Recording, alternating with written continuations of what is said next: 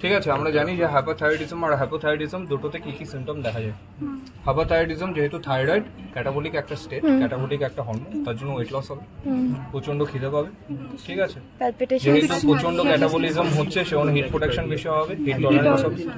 আর কি হবে? স্বেটিং হবে, ট্যাকিকার্ডিয়া হবে। আমি বলছি আর কি দেখা যাবে?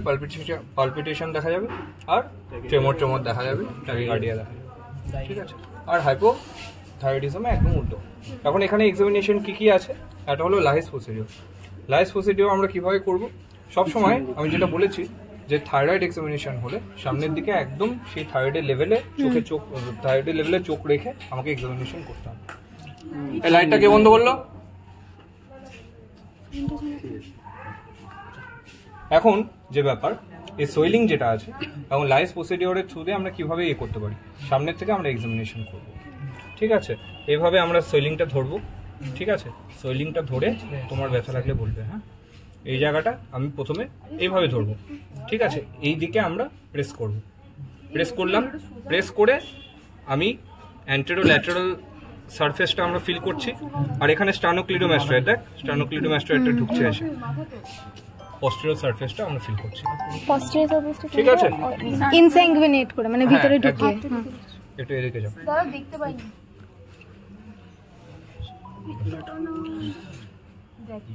এখানে প্রেস করব, এদিকের লোবটা আমার প্রমিনেন্ট হবে, এখানে অ্যান্টেরোল্যাটারাল সারফেসটা দেখব, আর স্টার্নোক্লিডোমাস্টয়েড আর এই যে অ্যান্টেরোল্যাটারাল সারফেস, মাঝখানে আঙ্গুলটা ঢুকিয়ে আমরা পোস্টেরিয়র সারফেসটা পালপেট করব। তারপর আবার এইদিকে আমরা প্রেস করব, এদিকে অ্যান্টেরোল্যাটারাল সারফেসটা আমরা পাচ্ছি, আর এটা স্টার্নোক্লিডোমাস্টয়েড, এর মাঝখানে আঙ্গুলটা ঢুকিয়ে আমরা পোস্টেরিয়র সারফেসটা ফিল করব। লাইস। এখন পেশেন্টের গলা যদি ছোট হয়, পেশেন্ট যদি ওবিস হয়, তাহলে আমরা পিজিলোস মেথডে কি করা হয়? পেশেন্টকে হাতটা মাথায় হাত দাও, হাতটা এরকম করো পিছনে, মাথায় হাতে পিছনে। এই দুটো বুড়ো আঙ্গুল যেটা হবে সেটা অক্সিপিটাল উপর থাকবে। ঠিক আছে, আর মাথাটা এইভাবে ধরো। ঠিক আছে, তারপর মাথাটা পেছনের দিকে নেয়, তাহলে নেকটা আরো এক্সটেন্ড হলো। নেকটা এক্সটেন্ড হওয়ার পরে তার মানে গলা যাদের ছোট বা ওবিস পেশেন্ট, সেই সমস্ত পেশেন্টদের ক্ষেত্রে আমরা এক্সপোজারটা ভালো পাওয়ার জন্য আমরা পিজিলোস মেথড করি। এবং পিজিলোস মেথড নর্মালি পেছন থেকে করা হয়, সামনে থেকেও করা যেতে পারে। একই প্রসিডিওর লাইস প্রসিডিওরের মতনই। ক্রাইলস প্রসিডিওর কি? যদি কোনো নডিউল যদি থাকে, ঠিক আছে, এখন সেই নডিউলটা আমরা দুটো হাত দিয়ে আমরা এক্সামিন করতে পারবো না, সেক্ষেত্রে আমরা একটা আঙ্গুল দিয়ে করবো। ঠিক আছে, এখানে ধর কোনো একটা নডিউল, ধর এটা একটা নডিউল। ঠিক আছে, এই নডিউলের ওপর আমরা পাশ থেকে আমরা দাঁড়িয়ে সেই নডিউলের ওপর আঙ্গুলটা রাখবো, আর পেশেন্টকে ঢোক গিলতে বলবো। পেশেন্টকে আমরা ঢোক গিলতে বলবো। হ্যাঁ, দেখলি উপরের দিকে উঠলো। ঠিক আছে, তার মানে কোনো নডিউল এক্সামিনেশন বা পালপেশনের জন্য আমরা ক্রাইলস প্রসিডিওর ইউজ করবো। যদি আমি পেয়ে যাই কিছু, তাহলে আর ওটা করবো না, না আর কিছু করার দরকার নেই। তুই যদি প্রথমেই দেখিস নডিউল, তাহলে তুই প্রথমেই ক্রাইলস করবি। ঠিক আছে, আর কি এক্সামিনেশন আছে একটু তোরাও বলবি। ওই তো বনগ্রাফে, ফনগ্রাফে, আইসাইন। এখন আইসাইন কি কি আছে? এখন যে ব্যাপারটা আইসাইন গুলোর কারণ কি কি কারণে হচ্ছে সেগুলো কিন্তু জিজ্ঞাসা করে। আইসাইন প্রথমে আমরা কোনটা দিয়ে শুরু করি? নাভজিগার দিয়ে শুরু করলে নর্মালি থাইরয়েড হরমোন, আমি যেটা বলি যে thyroid hormone sympathetic over stimulation করে। এটা আমি পড়ানোর টাইমেও বলেছিলাম যে সিম্প্যাথেটিক নার্ভের ওভার স্টিমুলেশন করে। এখন সিম্প্যাথেটিক নার্ভের over stimulation is a part of autonomous nervous system. ঠিক আছে, এখন আমাদের আপার আইলিডের মধ্যে যে পালপেব্রাল সুপিরিয়রিস মাসেল আছে, লিভেটা পালপেব্রালি সুপিরিয়রিস যে মাসেল আছে, তার একটা কম্পোনেন্ট হলো মুলার মাসেল। সেই মুলার মাসেল অটোনমাস নার্ভাস সিস্টেমের থ্রু দিয়ে সাপ্লাই হয়। এখন যদি এখানে সিম্প্যাথেটিক স্টিমুলেশন যদি বেশি হয় থাইরয়েডের জন্য, তাহলে কি হবে? লিভেটা পালপেব্রালি সুপিরিয়রিস অল টাইম কন্ট্রাক্টেড অবস্থায় থাকবে। এখন অল টাইম সেই মুলার মাসেল যদি কন্ট্রাক্টেড অবস্থায় থাকে, তাহলে ওর আপার আইলিড উপরের দিকে উঠে থাকে। সুতরাং এক্ষেত্রে পেশেন্টের যে আইবলটা আছে, সেই আইবলটা আমরা বাইরের দিকে দেখতে পারবো। আমাদের আইলিড যদি উপরের দিকে তুলে দেওয়া হয়, আইবল মনে হবে একটু বাইরের দিকে বেরিয়ে এসছে। তো সুতরাং সেক্ষেত্রে আমরা নাভজিগার টেস্ট আমরা করবো। নাভজিগার টেস্ট কি মা, তুমি আমার দিকে একটু ঘুরে যাও, পিছন দিকে বল। পেশেন্টের পেছনে দাঁড়াবো। পেশেন্টের পেছনে দাঁড়িয়ে আমরা পেশেন্টের মাথাকে মোটামুটি 30 ডিগ্রি অ্যাঙ্গেলে আমরা মোটামুটি বা 60 ডিগ্রি, এখন যে যতটা দেখতে পারে, ঠিক আছে, 60 ডিগ্রি অ্যাঙ্গেলে মোটামুটি টিল্ট করব। টিল্ট করার পর এই যে সুপ্রা অরবিটাল রিজ আছে আর এখানে ম্যাক্সিলারি বনি প্রমিনেন্স যেটা আছে, সেই লেভেলে আমার ভিশনটা যেন সেই ট্যানজেন্সিয়াল ওয়েতে থাকে, একই লেভেলে যাতে থাকে।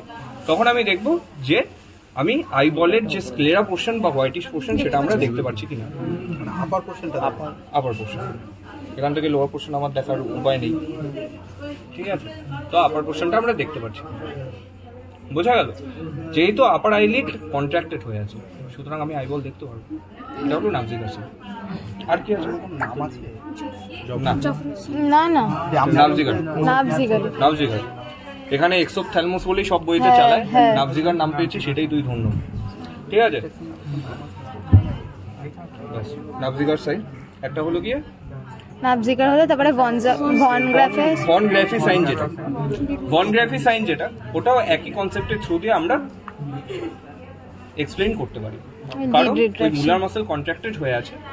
সুতরাং সেই আমরা যখন এই যে আমরা যখন উপরে নিচে তাকাচ্ছি, তখন আপার আইলিডটা আমাদের আই মুভমেন্টকে ফলো করছে। এখন আপার আইলিড যদি কন্ট্রাক্টেড অবস্থায় থাকে, ওকে আর ফলো করতে পারবে না, সুতরাং লিড ল্যাগ হবে। আমি পেশেন্টের আমরা মাথা ধরবো, মাথা ধরে মানে এটা আমরা ফিক্স করে সামনে কোনো পেন মানে একই চোখের সাথে কিন্তু একই তো টেনডেন্সিয়াল ইয়েতে থাকবে, ঠিক আছে। তো এখন এইভাবে আঙ্গুল ধরে বা কোনো একটা জিনিস ধরে আমরা উপরের দিকে তুলবো, নিচের দিকে নামাবো, আর পেশেন্টকে বলবো যে তুমি এটাকে ফলো করো, ঠিক আছে। মা তুমি আমার এই আঙ্গুলটাই দেখবে, ঠিক আছে, আমি যেদিকে যাচ্ছি সেদিকে দেখবে, ঠিক আছে। এইভাবে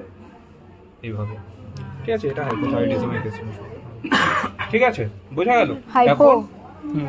এখন যেহেতু বোঝা গেল কেন লিড ল্যাগ হচ্ছে না, মানে হচ্ছে না মানে আমি জিজ্ঞাসা করলাম যে আমার পড়াটা বোঝা গেল যে লিড ল্যাগ কেন হয়। যাই হোক, ভন গ্রাফি সাইন একটা হলো জফরয় সাইন, যেটা ওই রিঙ্কলিং যে ব্যাপারটা, রিঙ্কলিং এর ব্যাপারটা কেন হচ্ছে, কিছু বইয়ে লেখা আছে যে যেহেতু আমার আপার আইলিড অলওয়েজ কন্ট্রাক্টেড অবস্থায় আছে, সুতরাং আমার আর কষ্ট করে সে আপার আইলিড সরিয়ে আমার উপরে দেখার দরকার হয় না, আমার চোখ তো বাইরেই আছে, আমি একটু করলেই উপরের দিকে দেখতে পারবো, সে অন্য রিঙ্কেলস হয় না। আবার আরেকটা কারণ হলো যে থাইরয়েড হরমোন আছে, সেই থাইরয়েড হরমোন গ্লাইকোসামিনোগ্লাইকান প্রোডাকশন বন্ধ করে, প্রোডাকশনে হেল্প করে। এখন থাইরয়েড হরমোন যদি অ্যাবনর্মালি যদি বেশি বেড়ে যায়, গ্লাইকোসামিনোগ্লাইকানের অ্যামাউন্টও বেড়ে যায়, এবং গ্লাইকোসামিনোগ্লাইকান যেটা আছে, গ্যাগ যেগুলো আছে, সেই গ্যাগগুলোর ওয়াটার অ্যাবজর্বিং পাওয়ার আছে। অ্যাজ আ রেজাল্ট কি হয়, সেই ওয়াটার অ্যাবজর্বেন্সের জন্য আমাদের কপালের মধ্যে যে সমস্ত ফোরহেডের মধ্যে যে সমস্ত সফট টিস্যুগুলো আছে সেগুলো সোয়েলড আপ হয়ে যায়, বোঝা গেল। সোয়েলড আপ হয়ে যাওয়ার জন্য আমরা যখন উপরের দিকে তুলছি তখন ওর মধ্যে রিঙ্কেল কি হবে না, অনেকটা মিক্সিডিবের মতনই, হ্যাঁ অনেকটা, ঠিক আছে, আমাদের রিঙ্কেল আর হবে না, ঠিক আছে। ঠিক সেরকমই চোখ বাইরে থাকার জন্য আমাদের রিঙ্কেল হবে না, অত কষ্ট করে উপরে দেখার কোনো ইয়ে নেই। তো জফরয় গেল, জফরয়ও এই একই হবে, মাথাটা ফিক্স করে। আর কি আছে, আর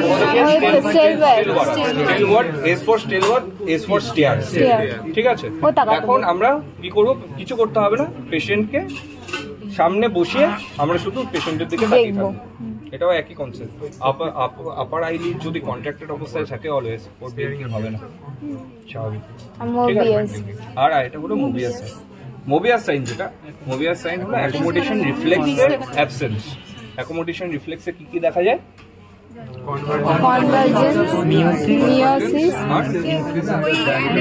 অ্যান্টেরোপোস্টার ডায়ামিটার অফ পিউপিল লেন্স বেড়ে যায়, আর কি হয়, কনভার্জেন্স, আর একটা কি হয়, মায়োসিস, ঠিক আছে। এখন এই সমস্ত পেশেন্টে অনেকে যেটা ভুল করে যে মা তুমি দূরে দেখো, আমি দূর থেকে আঙুলটা নিয়ে আসি, এরকম করে দেখো, ওরকম করা যাবে না, হঠাৎ করে চোখের সামনে আঙ্গুলটা নিয়ে আসতে হবে, বা কিছু পেন দিয়ে মারার ইয়ে করতে হবে, যাতে ও চমকে ওঠে, যাতে ও ভয়, যাতে অ্যাকোমোডেশন রিফ্লেক্স কি, রিফ্লেক্স হলো হঠাৎ করে হবে, ওইভাবে দেখিয়ে তো রিফ্লেক্স কোনোদিনও ইয়ে হবে না, ও যাতে চমকে ওঠে, ও যাতে চোখটা রিফ্লেক্সটা যাতে বোঝা যায়, সেটা তোদের উপর, ঠিক আছে? তোরা এখন কীভাবে এক্সামিনেশন করছিস। এখন এটা হলো মোবিয়াস সাইন, মোবিয়াস সাইন গেল, আর কিছু মিস করছি? আর লিম্ফ নোডস, লিম্ফ নোড হলো মায়ের দিকে ড্যানলিম্পের কিছু নেই, ছিল না।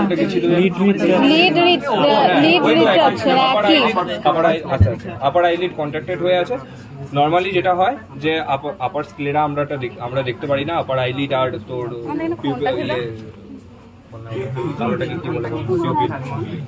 তো কর্নিয়া মাঝে আমরা দেখতে পারি না, ঠিক আছে? নর্মালি আপার আইলিড আর কর্নিয়া মাঝে আমরা গ্যাপটা দেখতে পারি না, কিন্তু এইসব পেশেন্টদের ক্ষেত্রে আমরা গ্যাপটা দেখতে পাবো, যেহেতু আপার আইলিড কন্ট্রাক্টেড হয়ে আছে।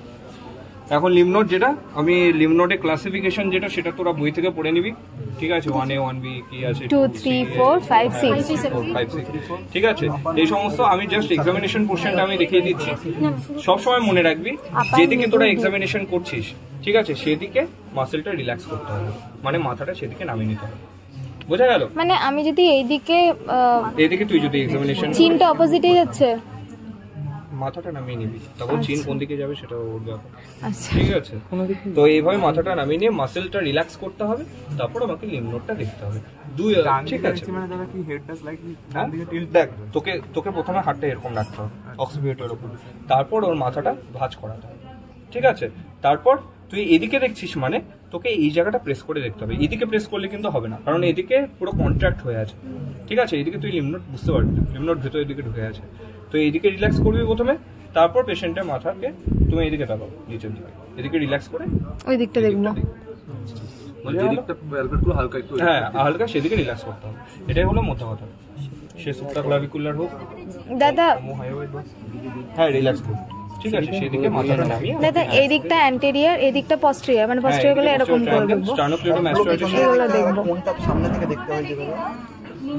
এগুলো সবই পিছন থেকে, সামনে থেকে কোনটা দেখবি? সামনে থেকে তোর যে সমস্ত প্রিট্রাকিয়াল বা প্রিট্রাকিয়াল না, মেডিসিনাল যে সমস্ত লিম্ফ নোড গুলো আছে ওগুলো তুই সামনে থেকে দেখতে পারিস, কিন্তু ওগুলো তোকে দেখতে দেবে না। দাদা আরেকটা জিনিস, সুপ্রাক্লাভিকুলারটা কি এরকম করে দেখবো নাকি? ঘাটটা প্রথমে শার্প করতে হবে, এরকম করে রিল্যাক্স হয়ে গেল, ঠিক আছে? আর কি আছে? আর ট্রেমর যে ব্যাপারটা, যদি হাত যদি কারো কাঁপে তাহলে ওই হাত সামনের দিকে করতে পারে, বা জিভটা বাইরে বের লোয়ার লিপে, বা তোর অনেকে পেজও রাখে হাতের উপর, যে হাত কাঁপার জন্য পেজ পড়ে যাচ্ছে ওটা।